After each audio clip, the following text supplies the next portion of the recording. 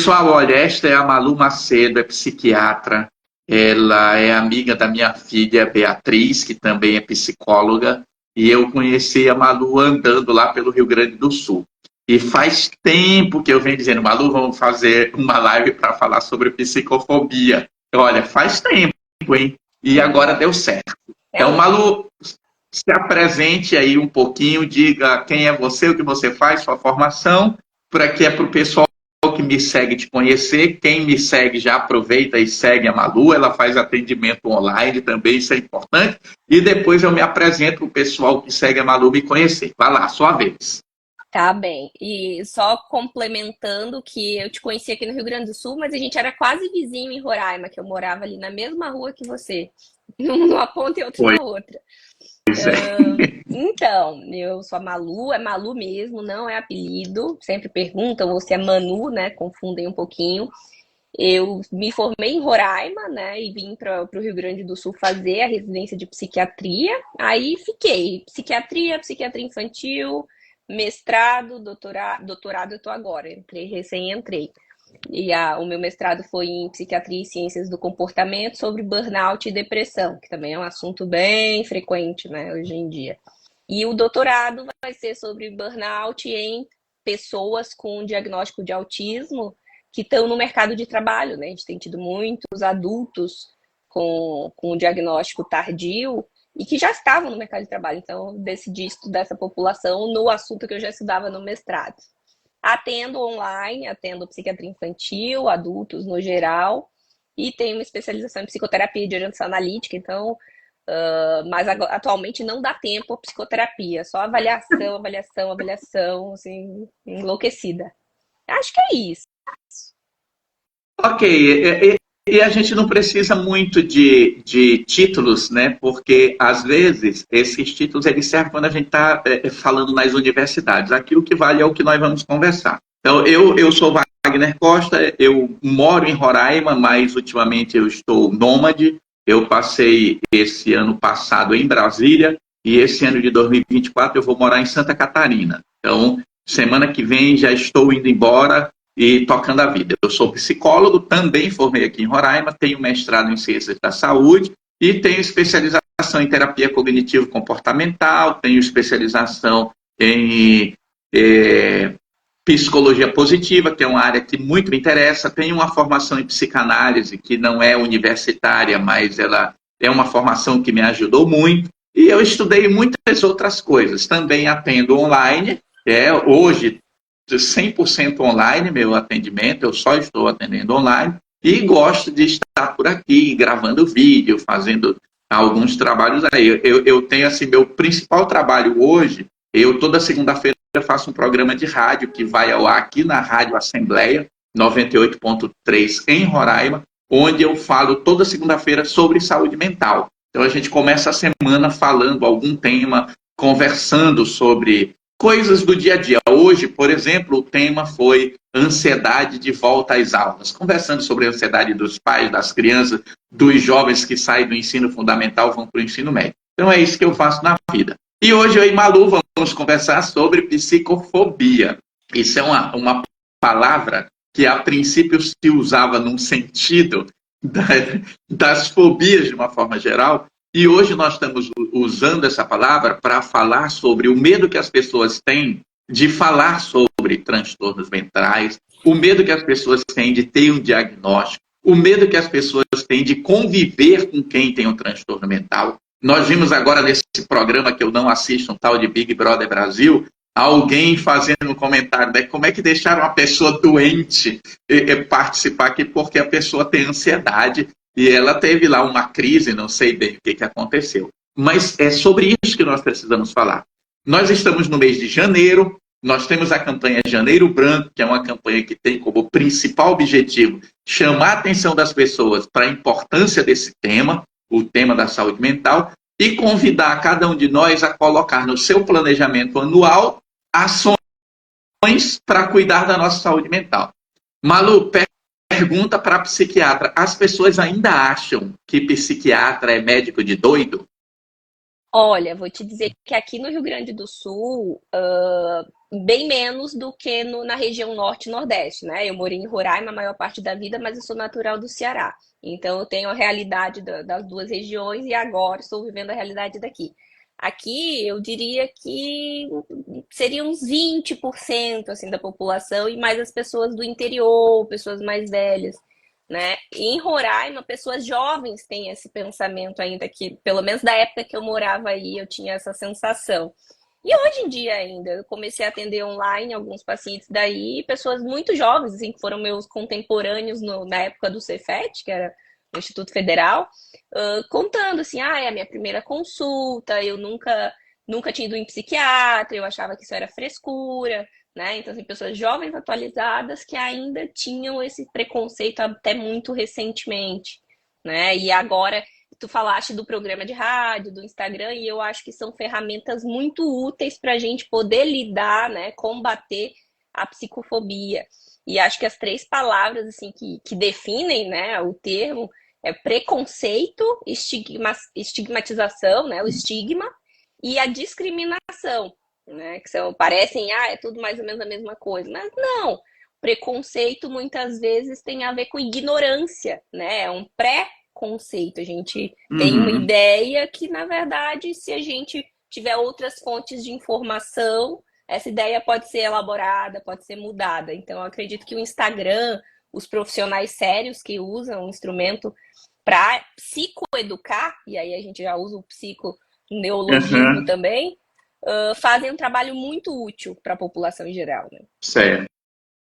E assim, essa questão, né, do medo, porque eu vejo muito as pessoas falarem que não precisam de psicólogo e não precisam de psiquiatra. Que você diz assim, tu poderia consultar um psiquiatra para fazer uma avaliação. Não, eu não preciso. Isso tu ainda escuta muito, mesmo aí no sul, onde as pessoas já têm um pouco mais de informação. Eu vou colocar assim, acho que é informação que circula.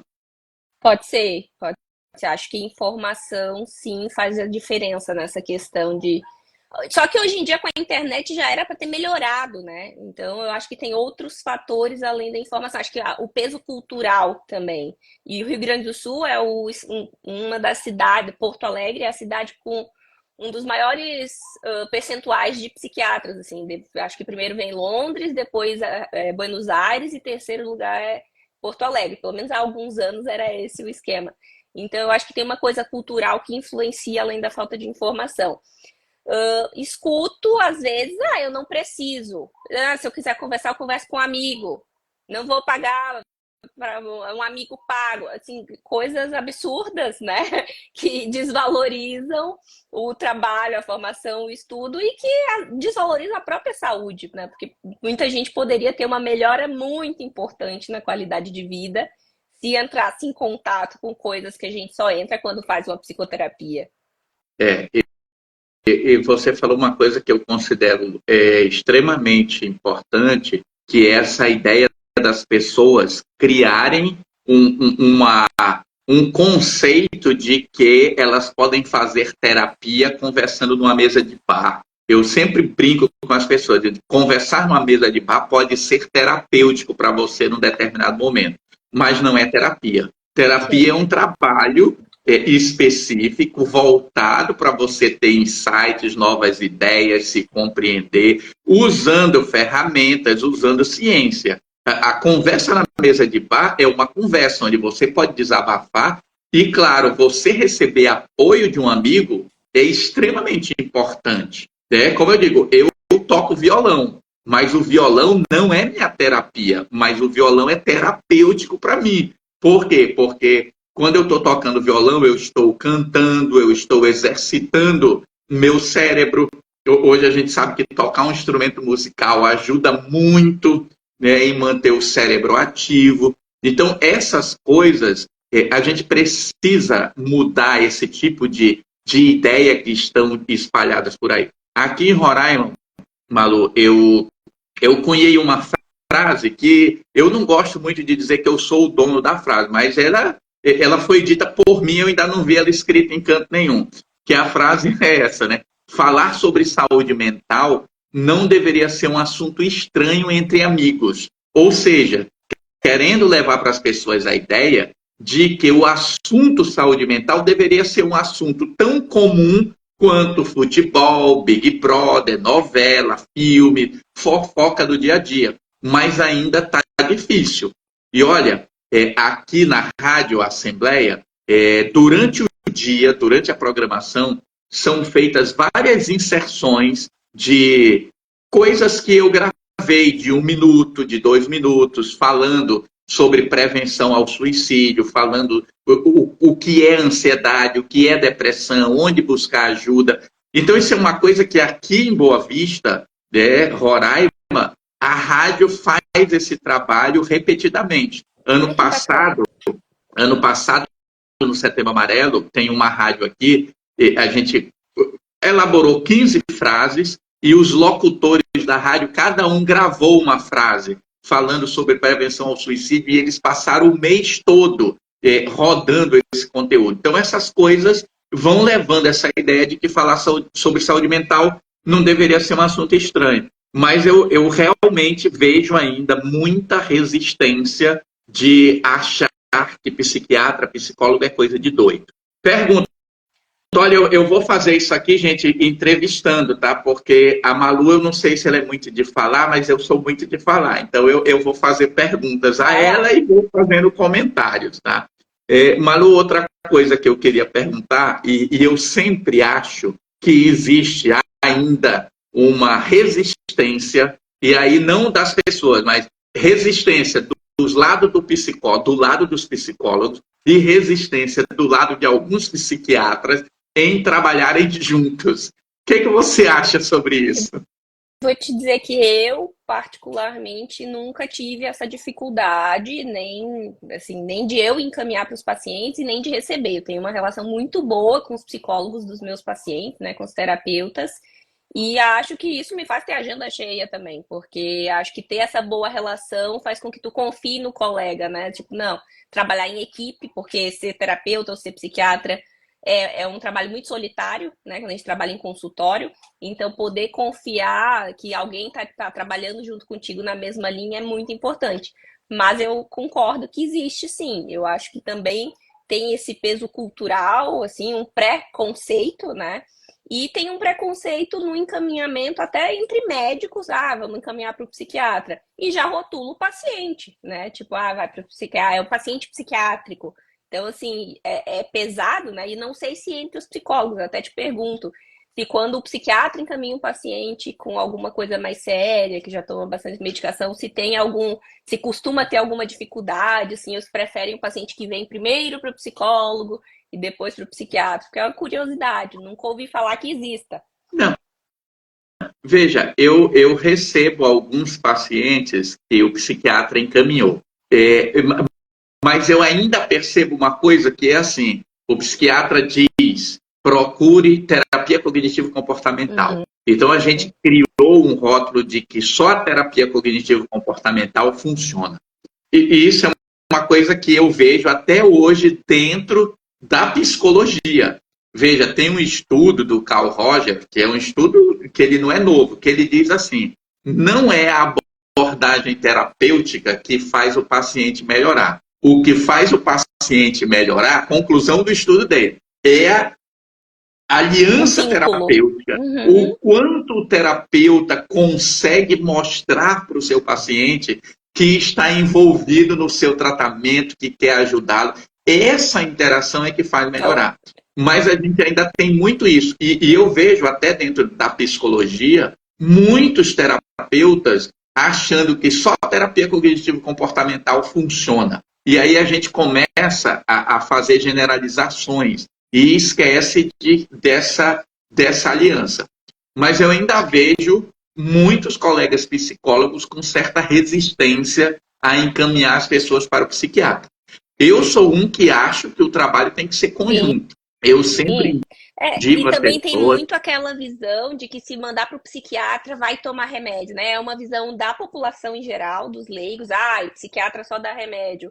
Quando, na verdade, pelo menos eu e muitos psiquiatras que eu conheço, muitas vezes prescrevem atividade física, higiene do sono, No caso da psiquiatria infantil, manejo parental, umas orientações em relação à rotina da criança e a relação pais e filhos, né? Então, a psiquiatria e a psicologia, quando trabalham juntas, elas vão abordar muito mais coisas que vão melhorar a qualidade de vida do paciente do que se a gente pensar nessa separação e preconceito.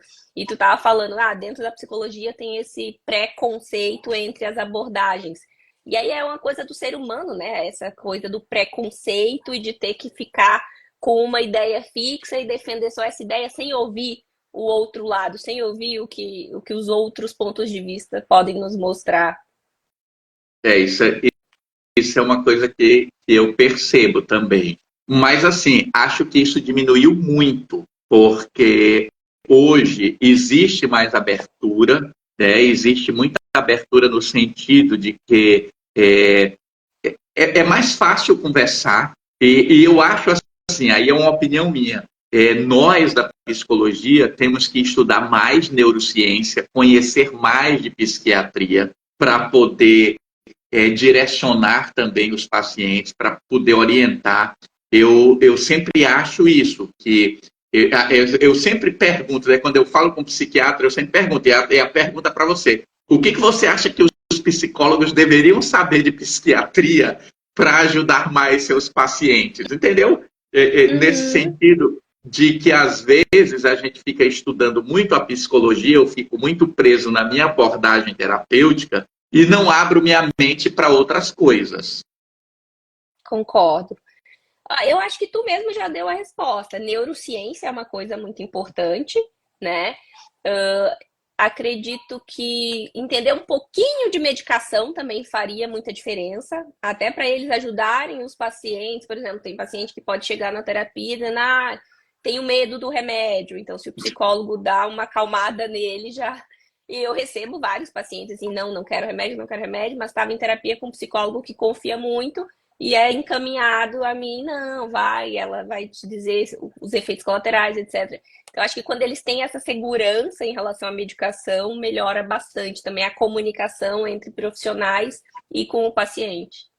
Às vezes, esse é um trabalho que eu faço muito, de convencer o paciente de que o medicamento, que ele tomar a medicação, não vai. A pessoa diz, eu vou ficar viciado, eu nunca mais vou parar de tomar. Então, existe ainda essa preocupação.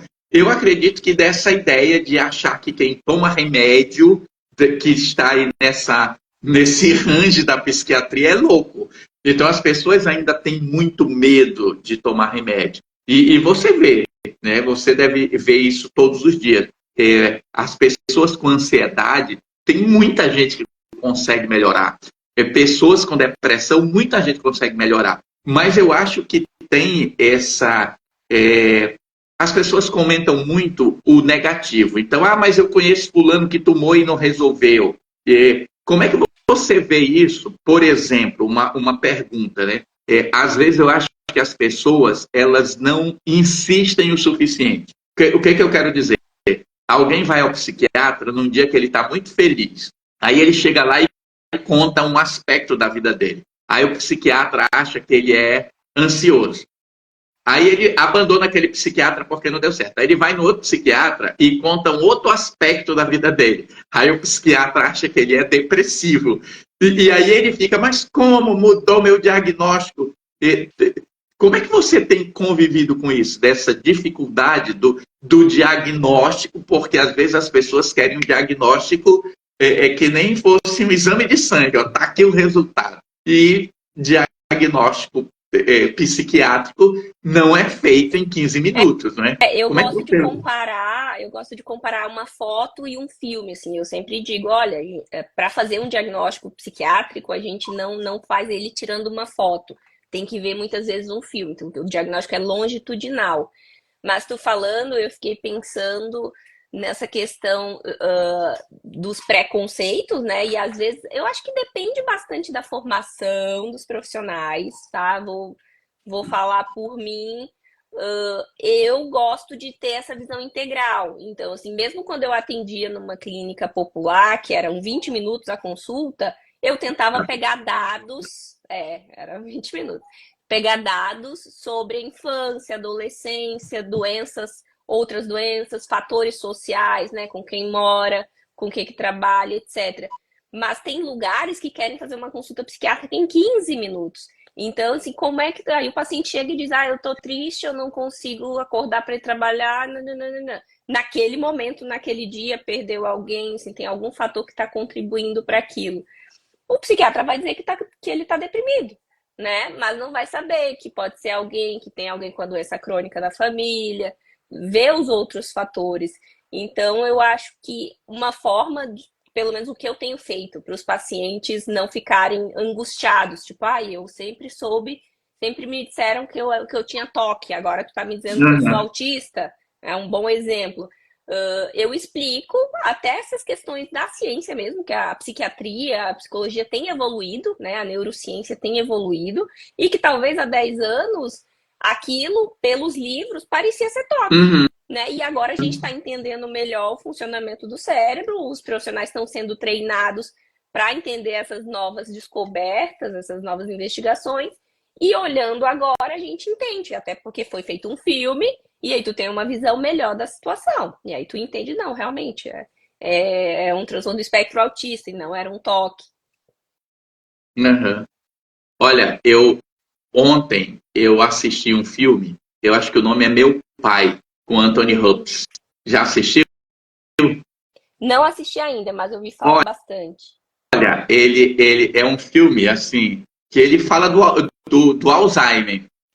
Eu comecei a assistir o filme e eu fiquei sentindo uma certa angústia de não conseguir entender o que estava acontecendo, porque o filme está mostrando a perspectiva dele, um paciente com Alzheimer, e do que ele está vivendo, como é que funciona a mente dele. E aí entra, isso me chama a atenção, para dizer para a gente assim, vamos falar aqui um pouco para as pessoas sobre a aceitação das famílias, porque é um outro problema, porque eu acho que cuidar de alguém com Alzheimer gera burnout, sabe? Eu acho que, né, e assim, como você trabalha para fazer psicoeducação com a família, para que a família entenda o que é a ansiedade do seu parente, o que é a depressão, alguns diagnósticos, o que é o transtorno afetivo bipolar.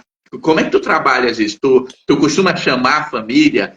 Como é que tu leva esse tipo de informação? Porque eu acho que isso aí é a essência da psicofobia. As pessoas, por falta de informação, elas não conseguem ter uma empatia com quem tem um transtorno. Como psiquiatra infantil é mais fácil, porque acaba que as orientações são direto para os familiares, né? Muitas vezes. Então eu consigo psicoeducar essa família muito mais facilmente. Apesar de nem sempre eles fazerem o que a gente recomenda, mas tudo bem. Com adultos, geralmente nas minhas avaliações vem um familiar, pelo menos em uma das consultas tem que vir, até para ter esse ponto de vista, né, de fora, porque o paciente ele pode se enxergar de um jeito e o familiar enxergar de outro, o paciente não tem falado detalhes importantes. Então, vou te dar o exemplo do que eu mais tenho avaliado, que é autismo em adultos, tá? A primeira consulta com o paciente, a segunda sempre com o familiar. E ao longo das consultas, depende do número, no final eu peço para o familiar vir junto. E aí explico, porque é difícil para o paciente se entender. Imagina para ele explicar para o familiar, né? Também uso muito o artifício de indicar livros ou materiais, até o próprio Instagram, às vezes, tem situações que a gente não tem muito livro fácil de entender. E no Instagram os profissionais têm tentado, né, dar mais mastigado, assim, de uma forma mais fácil certas coisas. Então, às vezes eu recomendo Instagrams específicos. Tal pessoa trabalha com dependência química, tem muito material bacana. Tal pessoa é psicogeriatra, trabalha com os idosos. Então, eu vou muito nesse sentido. Quando possível, eu chamo direto familiar e quando não, eu indico materiais. Certo. É porque eu tenho percebido, há um tempo atrás eu gravei um vídeo a pedido de uma paciente minha. E esse vídeo, inclusive, está no meu canal do YouTube, onde eu falo de todas essas dificuldades que o paciente encontra em conviver com família, da família achar que ele é preguiçoso quando ele tem depressão, da família achar que ele é apressado demais, entende? Essa dificuldade que as famílias ainda encontram para aceitar a convivência com transtorno mental. E aí eu venho uma pergunta polêmica. A gente não precisa aqui se meter em confusões, mas precisa ser dito. O fato de nós termos acabado com os manicômios, no Brasil, a gente não conseguiu criar uma solução adequada para as pessoas que precisam de internações temporárias. Nós dizemos que temos no SUS, mas isso não funciona como deveria. Como é que tu lida com as pessoas que precisam desse tipo de internação? Porque eu imagino que tem gente que precisa, quando a pessoa entra numa crise muito forte, ela precisa ser medicada, ela precisa ser contida, ela precisa de um ambiente adequado. Eu vou te dizer que atualmente eu não tenho trabalhado com demandas, por exemplo, idosos com demência ou com uma esquizofrenia crônica e que não tem mais familiares, então tem que ser institucionalizada. Eu não tenho mais trabalhado com essa população, mas eu lembro na época da residência, ali de 2016 a 2018, que eu vi vários casos assim. Era uma internação pública, então vinham pessoas com uma renda muito baixa ou sem renda, e muitas vezes sem familiares, às vezes moradores de rua, né, com uma condição grave, esquizofrenia geralmente, ou a própria demência. E o que a gente fazia era que às vezes ficava na internação que deveria ser temporária, que é dentro de um hospital geral, era um hospital materno-infantil e tinha um andar que era só da psiquiatria. Eles ficavam 6 meses, teve paciente que ficou quase um ano ocupando uma vaga que deveria ser para pessoas que ficariam 2, 3 semanas e sairiam. Tá? E aí o que a gente fazia? Ela não vai morar aqui na internação, então tinha que entrar com um processo no Ministério Público, pedindo uma casa de acolhimento, né, um lar de idosos. Então aqui no Rio Grande do Sul eu sei que funciona assim, e é um processo demoradíssimo, né? Essa lei dos manicômios, eu concordo que é um tema polêmico, e eu acho que o principal problema é que ela não preparou a população, né, a sociedade, para receber esses pacientes. E mesmo que tivesse preparado, realmente é uma situação que às vezes é muito difícil, né? O próprio autismo grave, nível 3, tem pessoas que também, como tu falaste da demência, causa burnout na família, né? Causa um cansaço extremo. Tem estudos mostrando que mães de autistas têm o mesmo nível de estresse que um soldado na guerra, né? E acredito que um cuidador de Alzheimer também, de alguém com Alzheimer, também tem um nível de estresse nesse nível. Então, eu concordo contigo que é um tema difícil e que precisa ser melhor visto, né? Sim. Agora vamos lá. Pessoal, isso aqui passa rápido, né? Nós já estamos aqui 20h48. Olha só. Como nós, profissionais da saúde, na tua percepção, como é que nós podemos fazer para convencer as pessoas de que elas precisam se tratar? Porque eu vejo assim, tem muita gente que ela entra numa crise, ela está ansiosa e aí ela quer fazer uma sessão de terapia ou ela começa a tomar remédio, ela melhora, ela diz, eu não preciso mais porque eu já estou boa. Eu estou puxando esse assunto, pessoal, porque nós convivemos demais com isso, de pessoas que acham que já estão boas e que elas abandonam o tratamento, aí abandona o uso de remédio que ela não pode abandonar de uma vez, que ela tinha que fazer um trabalho para tirar aquele remédio. Que o próprio profissional, eu tenho certeza, e eu sei disso, os psiquiatras dizem, olha, você não pare de tomar esse remédio sem conversar comigo, explica, mas isso daí é uma dificuldade. Como é que você vê isso? Como nós educarmos essas pessoas para que elas deem continuidade ao tratamento? Eu acho que o termo é esse mesmo, é educar com muita informação. Vou te dar um exemplo meu, tá? Eu era estudante de medicina, ali 19, 20 anos, primeiro, segundo ano da faculdade, e comecei a ficar muito ansiosa, muito ansiosa, crise de ansiedade. Fui no Dr. Rui, que era meu professor, Dr. Rui Guilherme, neurologista. Tinham poucos psiquiatras em Roraima, então eu fui no neuro, maravilhoso. e ele me prescreveu um antidepressivo. A gente chama antidepressivo, mas é um remédio que serve para ansiedade. Aham. E eu tomei um mês, melhorei e estou ótima, posso parar, tá? E eu era estudante de medicina. Então, e aconteceu de novo, assim, ao longo do ano, aquele ano que estava difícil na faculdade, eu, ai, tô ruim, vou tomar. Então eu usava como se fosse um remédio para gripe ou um antibiótico. E eu acho que muita gente tem essa visão. E olha, eu era estudante de medicina, já tinha ouvido alguma coisa, mas vinha também o pensamento: não, eu tenho que lidar com isso sozinha, senão eu vou ficar dependente do remédio. Não, que eu sou muito fraca, como assim eu vou precisar de um remédio para dar conta da vida? Né? Então, são pensamentos que, quando a gente não entende o funcionamento da medicação e quando a gente esquece que o cérebro, né, também é um órgão do corpo que ele pode ter desequilíbrio e que depressão, ansiedade não é uma coisa só do espírito, da alma, é uma coisa cerebral, a gente acaba achando que é só falta de força de vontade, falta de fé, né, alguma falta, não, levanta, toma um banho que tu vai correr, teu problema é falta de exercício físico. Amo a ideia de exercício físico para ajudar na saúde mental, mas tem muita gente que não é só exercício, que a pessoa tá Não, tão e eu mal que ela tô. nem consegue ir. É. Não, é que eu ia fazer interrompendo aqui, dizendo assim, que eu tô vendo que você está acompanhando sua amiga Beatriz, está virando corredora, né? Ah, eu tô tentando, ela se frustra de vez em quando. É eu e o Eurípides, a gente dá umas falhadas com ela. Então, eu acho que se o que eu faço com os meus pacientes, tá? Eu digo, eu tento explicar o máximo possível. Olha, a gente, para depressão, é a primeira vez que tu tá tendo depressão, tu vai precisar fazer esse tratamento pelo menos por 9 meses, talvez um ano, tá? Tem gente que precisa usar remédio o resto da vida. Tem gente que tem depressão várias vezes e que vai precisar. E se tivesse diabetes, não ia usar a insulina, não ia usar o remédio, fosse remédio para pressão que precisasse. Então, as pessoas separam muito a psiquiatria do resto da medicina e esquecem que tem coisas que precisam, sim, de um tratamento medicamentoso. E acho que o nosso papel como profissionais da saúde seria isso, assim, da gente estudar, da gente entender o funcionamento das coisas. Infelizmente, né, ainda faltam muitas respostas. Acho que nem tudo é remédio, a solução.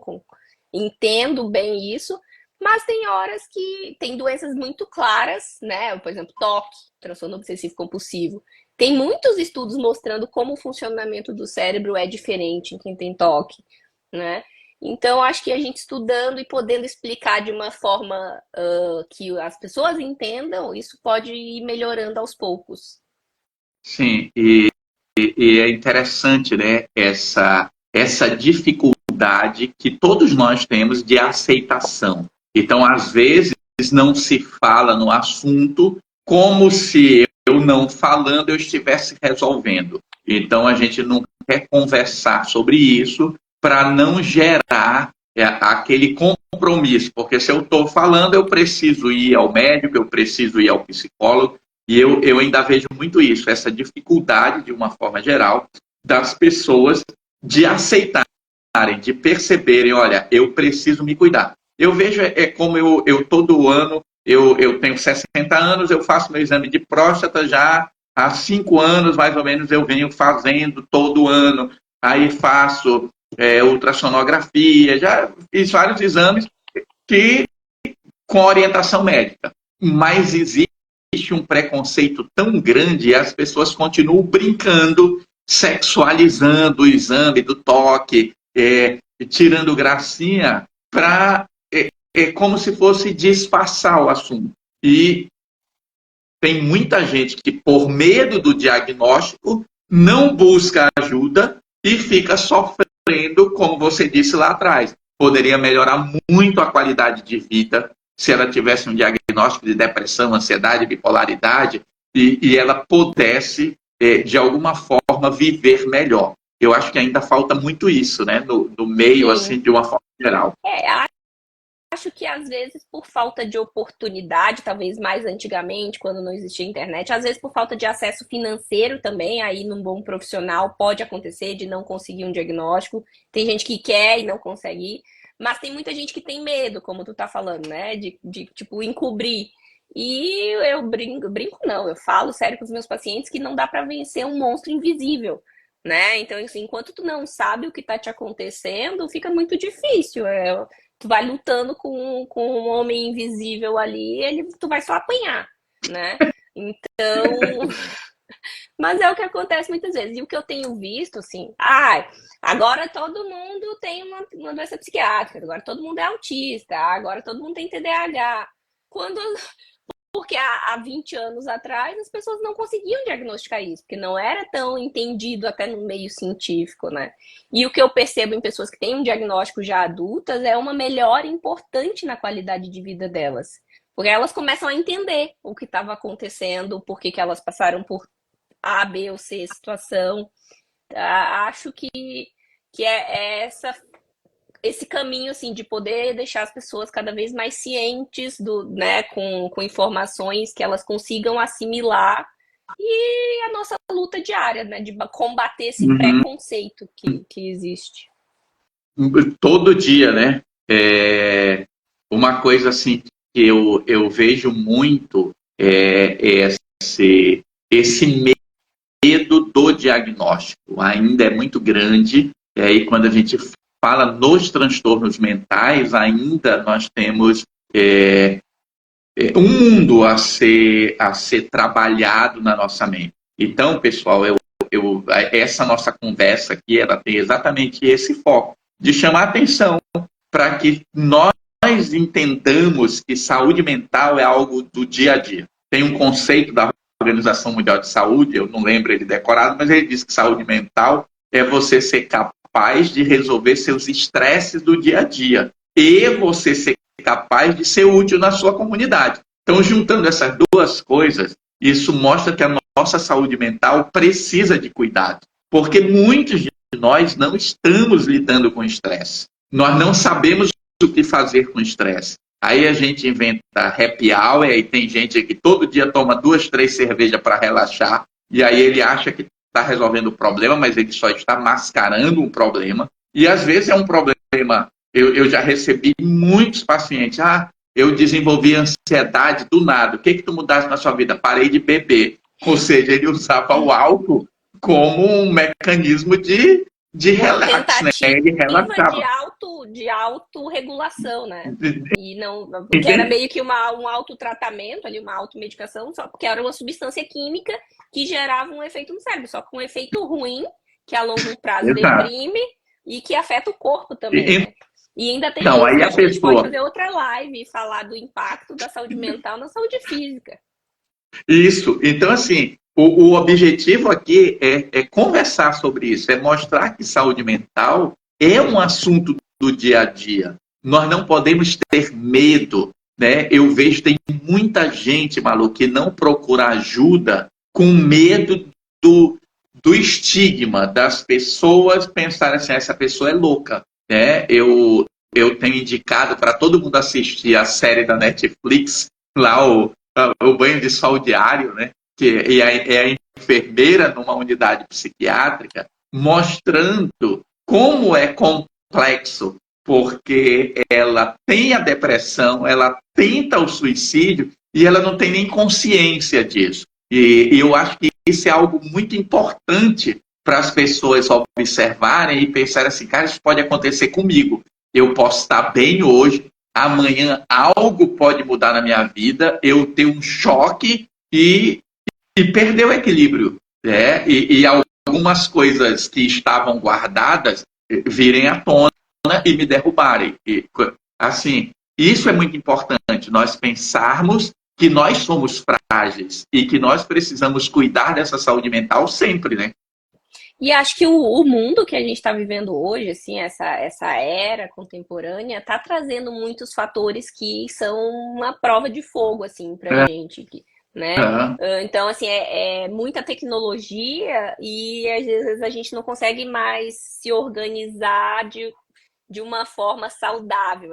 Além do álcool, né, tem isso do excesso de jogos, do excesso de internet, de compras, drogas. Então, acredito que quando a gente procura ajuda, né, psicológica, psiquiátrica, não significa necessariamente que a gente já está doente, não precisa ser quando já está mal. Às vezes até para poder, deixa eu olhar aqui como é que tá a minha vida e o que que eu posso melhorar, né? Meio que uma prevenção também é interessante.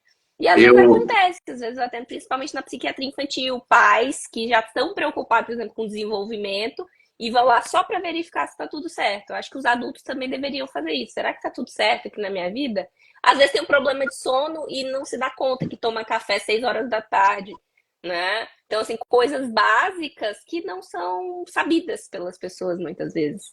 sim. Então vamos lá. Ó, a gente vai caminhar aqui para encerrar e aí eu vou pedir para Malu, né, Malu, fazer algumas indicações. Eu comentei aqui do filme, é uma série do Netflix chamada Uma Dose Diária de Sol. Essa série conta a história de uma enfermeira numa unidade psiquiátrica, onde ela vive o estresse do dia a dia do trabalho, ela entra em depressão, e aí ela passa por esse tipo de situação que nós estamos conversando, de não aceitar que ela, uma profissional de saúde, uma enfermeira psiquiátrica, estava com depressão. E depois ela vive também na série a dificuldade de retorno ao trabalho por causa do preconceito das famílias em relação a ela. Nessa série, acho que são 8 episódios, tem umas descrições muito boas do que é um ataque de pânico, do que é ansiedade. Então, eu recomendo que vocês assistam. E aí eu quero que a Malu indique aí um filme, um livro, alguma coisa que as pessoas poderiam assistir e ler para se informarem mais e vencerem um pouco das nossas resistências contra os transtornos mentais ou contra esse assunto, né? sim. E, né, como atualmente eu estudo muito essa questão do autismo, me veio à mente o Jovem Sheldon, não sei se vocês já assistiram, né, que fala do... É mais simples, assim, porque acaba sendo... Não é tão explícito o diagnóstico dele, mas tem um outro... Eu diagnosticaria ele como autista, tá? Tem altas habilidades, mas é autista também. Outra que eu gosto do assunto é Atypical, que aí é bem mais estereotipado e mostra muito de como a família lida. Acho que esse é legal, porque a gente estava falando como é que a Como é família que é lida com o nome? o Repete transtorno. aí. Atypical é Atípico. de um adolescente autista e mostra bastante do desgaste que gera na família também. Tem um que eu acho que o nome é Louco por Ela, que é uma mulher bipolar, é um filme esse. Uma mulher com transtorno bipolar que está numa internação psiquiátrica e aí conhece um rapaz e aí mostra ela no episódio maníaco, o que ela fez. É bem interessante. E o outro que eu ia comentar, agora me sumiu. Me A sumiu. Malu tem uma série Olha aí, depois faz uma listinha e Tá. posta, faz um post aí, filmes a serem assistidos. Eu vou fazer também uma lista de filmes que eu acho interessante para postar aqui, né? E livros, né, que falam sobre a vida. Aí Aquele é livro, mais você fácil acha que você precisa conversar conversar com com alguém, alguém. né? É um livro muito interessante. Recentemente, uma conhecida minha que eu indiquei esse livro, ela disse assim: olha, eu achei muito bom o livro, porque ela se viu em muitas coisas. E a gente percebe que o profissional de saúde também tem os problemas dele, as dificuldades que todos nós temos. Eu acredito que hoje nós temos muito material, livros, filmes, podcasts, sabe? Muitos vídeos no YouTube. Claro que você tem que dar uma garimpada, mas que ajuda a melhorar as informações. Verdade.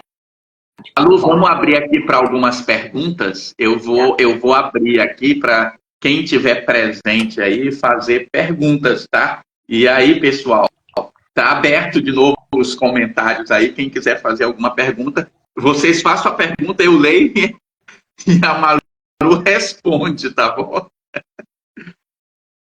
Ah, tem Lembrei o outro filme que eu aqui, ia vamos lá. comentar. Já tem pergunta aqui no Não, chat? pode O falar, pode filme falar. é uma comédia, mas que é bem interessante, que é Tok Tok, é espanhol, já assististe? É muito bom que mostra vários tipos diferentes de toque. Mostra um toque religioso, a síndrome de Tourette, que é aquele que a pessoa fala palavrão sem querer. Então, é bem interessante, bem divertido. E explica, mostra que tem umas dificuldades importantes. Uhum. Olha, tem um comentário aqui da Bia, Beatriz Costa, adorei. Beatriz, você é suspeita para dizer que Bia. gostou dessa live. Eu acho que o pessoal não quer fazer pergunta, não. Ninguém se manifestou aqui. O pessoal está aberto para as perguntas. Quem não fizer pergunta agora, eu vou deixar uma caixinha de perguntas. Daqui a pouco, quando eu fechar a live, eu monto a caixinha de perguntas. E aí vocês façam as perguntas. Algumas eu respondo, outras eu passo para a Malu responder.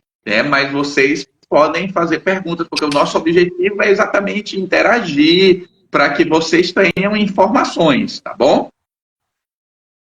Pô, mas olha, por enquanto não sugiro pergunta. Então, vamos lá, vamos encaminhar aqui para nós encerrarmos, né? Opa, surgiu a pergunta aqui. Cadê? Eu vou ler aqui. Como convencer os pacientes a seguir na terapia combinada com a psiquiatra e medicação? Como é que tu fazes isso, hein, para convencer as pessoas? Olha, é que eu tenho um jeito diferente porque eu também trabalhei como psicoterapeuta, então eu já dou umas marteladas ali nos pontos importantes, entendeu? Hoje mesmo eu atendi um paciente que eu já tô com ele há uns 6, 7 anos e que desde o começo ele largou uma terapia, tinha um luto sendo trabalhado e tal, mas que não foi resolvido. Aí agora ele disse, talvez você esteja na hora da terapia, de voltar, mas eu fico pensando que ele é muito inteligente e aí ele vem com uma coisa filosófica que quase me derruba. Ele diz, não, eu fico pensando que a terapia chega um momento em que tu não tem mais o que fazer. E aí, como eu tenho os dados dele, eu disse, olha, mas tal e tal e tal ponto que tu pode melhorar. Então, eu acho que o profissional tem que levantar os pontos que às vezes o paciente não tá vendo, sabe? Não tá enxergando que tem coisas ali que podem continuar sendo melhoradas na terapia, que não vai ser só medicação, que talvez ele precise desse olhar externo por um tempo maior. Uhum. Eu vejo assim, né, essa pergunta que a Beatriz faz é uma pergunta importante, porque sempre esse termo, né, psicoeducação, a gente tem que estar sempre informando a pessoa de que ela precisa crescer, ela precisa se atualizar. Então, eu digo muito isso até para o pessoal da psicologia, alunos de psicologia, né? Olha, vocês têm que ler mais, vocês têm que se informar mais. Hoje tem muita informação. E, às vezes, a gente percebe essa dificuldade desse convencimento.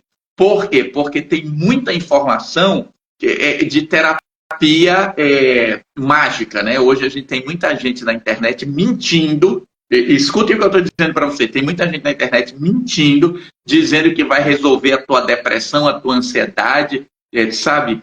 Sem medicamento, sem recaída, que eu vou te ensinar a fórmula mágica. Tu em já um deve ter final de visto isso, semana né? ali, Em um um final de encontro que vai semana. mudar a tua vida. Olha, aqui tem mais uma pergunta. Cadê? Quando os pais devem buscar diagnóstico de transtorno de espectro autista para a criança? Qual a idade ideal?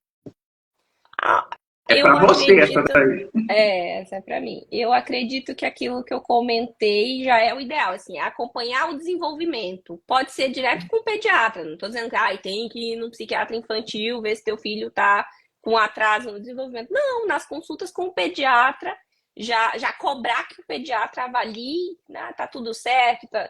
Então não tem. A partir dos 2 anos a gente consegue identificar melhor, mas bebês de 6 meses, de 8 meses, a gente já vai avaliando se tem alguma coisa diferente, né, do esperado e já vai intervindo. Porque quando intervém cedo, faz o que precisa, o desenvolvimento flui melhor com menos prejuízos ao longo da vida. Legal.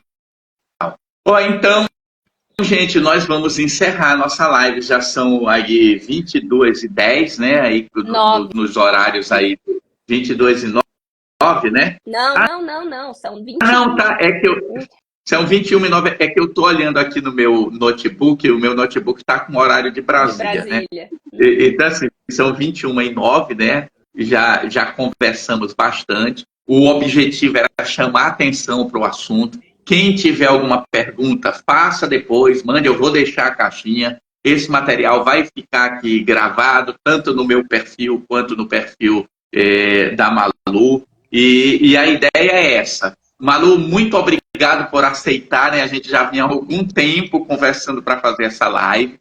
Nós podemos fazer outras, porque a gente pode fazer uma live falando daquilo que você colocou, né? Do impacto do nosso mental no físico, de como isso nos afeta e de como a gente realmente precisa encontrar maneiras de buscar saúde mental assim, em vários aspectos da nossa vida. Então, suas palavras finais, e aí nós encerramos, eu fecho a live, deixo gravado e depois eu lanço a caixinha de perguntas. Tchau, pessoal. Fala aí, Malu. Quero agradecer o convite, estou aberta para a gente marcar a data dessa outra live. E só, né, agradecer mesmo a quem estava aqui assistindo a gente e dizer para os profissionais que estiverem por aí, né, que por acaso olhem a nossa live, não desistirem da psicoeducação. Eu sei que às vezes dá um cansaço, né, como profissional também. Não, então tá, não quer, vai embora.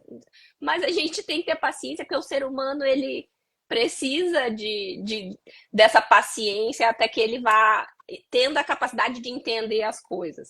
Né? Então, vamos continuar tentando psicoeducar todo mundo. Ok. Então, pessoal, olha, obrigado aí, né, por participarem. E a live vai ficar gravada e até a próxima. Tchau. Tchau.